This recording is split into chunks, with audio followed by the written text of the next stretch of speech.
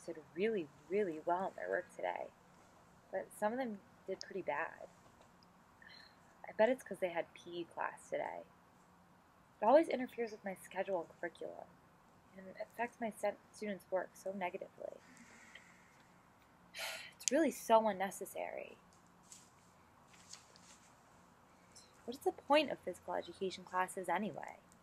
And why are all these people trying to tell me to incorporate movement into my classroom? That's not going to help with anything.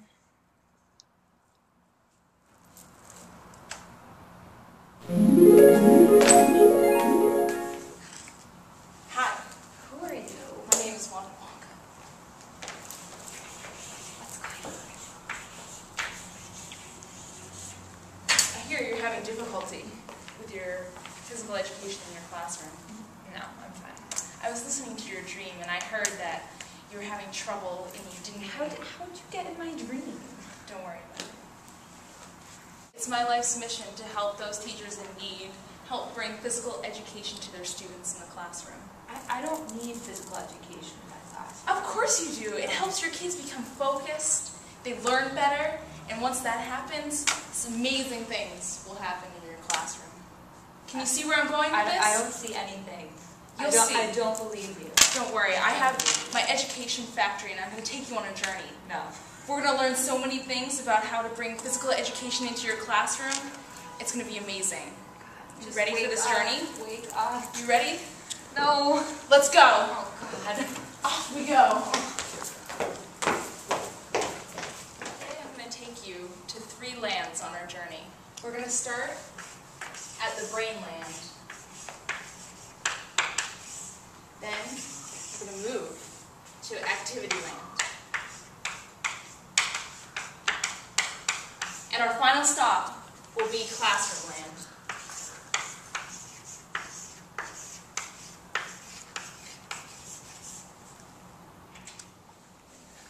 Woo!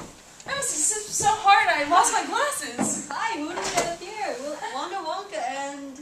This is Miss Moore. She's an elementary school teacher. I'm taking her through a few of our lands, and I wanted you to explain maybe why we're here, what the brain does, and where are we? Sure. Here, have a seat. Currently, we're in the hippocampus, which is located in the middle of our brain. It is the part of the brain that stores memories and helps us learn. Next to us, on the outside, are the different lobes of the brain. The outside of the brain is called the cerebrum, and it controls intelligence, muscular movements, and emotions. Near the butt of the brain is the cerebellum, which controls... It controls muscle movement. Great. That's great and all, but I know that already. Now, why am I even here? You're right. You have learned it already. But you know, exercise actually helps you learn. No, it doesn't. Exercise and learning don't happen in the same part of the brain, so there's no way that they're connected. Right, Dr. Noggin? Wrong. Actually, the prefrontal cortex is involved with both learning and movement. Oh, well, just because they're involved with both doesn't mean that exercise helps learning in any way. Do you remember what the cells in the brain are called? Yeah, they're called neurons. And what happens when you learn? They create pathways between the neurons. Yeah, now tell her the best part. Oh my gosh, this gets me so excited. How exercise helps us learn. Well, when we exercise, neurons are developed, a process called neurogenesis. With neurogenesis and more neurons, we can make even more pathways and have even greater simulation of pathways. Exercise can also help prepare and motivate the cells to bind. Whoa, that's pretty cool. I didn't know neurons could be made. Yeah, it's pretty awesome. And have you noticed that when you learn something in more than one way, it helps you remember it more? Yeah, I love looking at extra videos to learn things I don't understand. Well, in the same way, exercise and learning can help you learn that hard topic because you're moving also. Too bad it's so tiring moving all the time. Learning while sitting or sleeping is really the best. Hold on! Don't go back to sleep. Exercise wakes you up and can improve alertness, attention, and motivation. It gets your blood flowing, brings oxygen to the brain. Let's do some exercise and get you moving. In fact, I know exactly what to do. Let's go to activity land. Okay, Ms. Moore, I'm going to teach you how to hop. There are many different types of hopping, but today we're just going to do the 2-legged hops. We're going to keep our legs together and use our arms for balance. I'm going to practice and show you how to do it, and you'll follow me and we'll hop on over to activity land, okay? All right, sounds good. All right, here we go. Wow, Wanda, you're a good hopper. Whoa, we just had an informational and educational stop in Brainland. Now we're going to use our movement map to hop over to Activity Land. Let's go.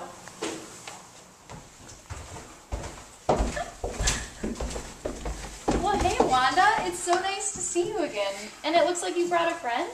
You were right, Wanda. This is a pretty cool place. Of course it is. It's a place that students get a chance to exert their energy after long periods of studying indoors. Some people have even deemed playgrounds activity zones, which is exactly what they are. But what does recess and playing outside have anything to do with the learning benefits for my kids?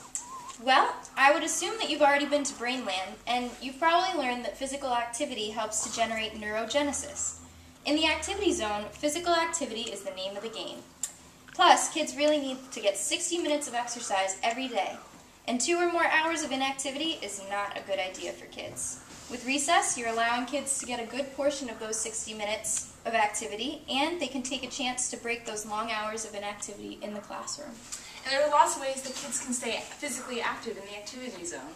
Absolutely. For example, supervisors on the playground can ensure that there are plenty of activities going on for students with varying interests. And it's also highly important to recognize that some students may want to play in a competitive nature, while other students might want to play in a recreational nature. Supervisors can easily zone off areas in the playground for each of these groups to play through use of cones. But Ashley, what if some of my kids aren't athletic, or they don't like organized sports or competitive atmosphere? Then what? Well, that's a very good question. It would be unrealistic to expect all students to enjoy sports. So it's important to remember that not all physical activity has to be athletic in nature. Yeah, like I don't like to play sports, but I love walking and talking with my friends. Some activity zones implement walking trails for students who would rather just stroll along and chat than play football or hopscotch, which is absolutely fine, because these students are still participating in locomotor movement. Well, now I guess I understand the benefits of physical activity in and outside of my classroom. My kids will like the physical activity, and I'll like the benefits it has on learning. It's a win-win situation. That's the spirit. Now I really hope that you've learned something today. Well, thank you so much, Ashley. Miss Moore, we have to get on to our next test. Let's go, Wanda.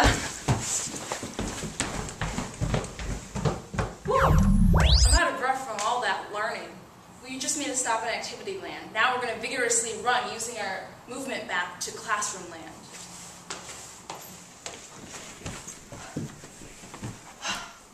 Whoa, Wanda, where are we now? Well, why don't you ask Charlie, the classroom guru? Well, hello. What do we have here? I'm Miss Moore, and this is my friend Wanda Wonka. Well, nice to meet you all, but why are you guys here? Well, off you go, Miss Moore.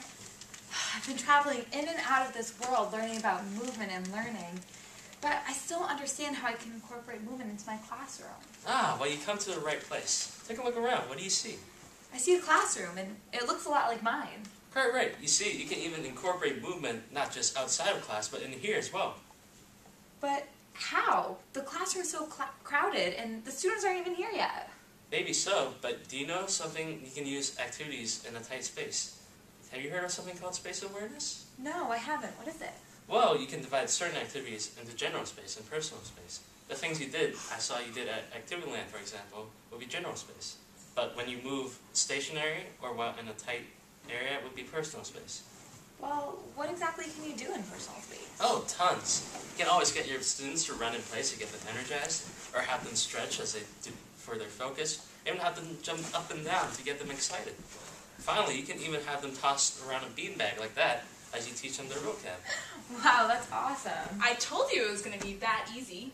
You can even have them role play or teach them as they move from classroom to classroom. Those are great ways to involve movement. Wow, thank you so much, Charlie. Yeah, thank you, Charlie. We learned so much about incorporating movement. Great. So great. Did you learn a lot? I hope you I did. learned so much. Oh, I'm so great. happy you I took know. me on this journey. Oh, I can't wait till you use this in your classroom and use this on your students, and I hope they have so much fun. I'm going to. I can't wait. Oh, good. My job here is done. I hope you learned No, so you much. can't leave yet. I have to. I have to go. There's so many other classrooms. No, Wanda, no. So many other teachers. No, Wanda. Spread your knowledge. Good luck. Goodbye.